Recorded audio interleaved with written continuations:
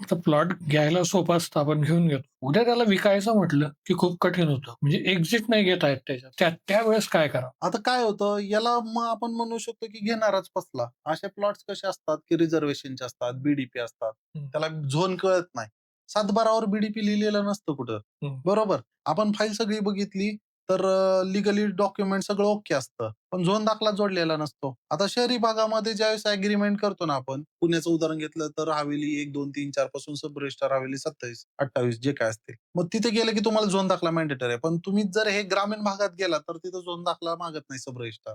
हं. मग तुम्ही ॲग्रीमेंट जर तिकडं केलं जाऊन, तर मग त्या केसमध्ये अशी फसवणूक होऊ शकते आणि त्या व्यक्तीला मग तो प्लॉट विकताना अडचण येऊ शकते. किंवा असं पण होऊ शकतं की घेतानाच प्लॉट एकदम महाग घेतला. समोरच्यानं खूप जास्त ₹1 ची वस्तू ₹5 विकली.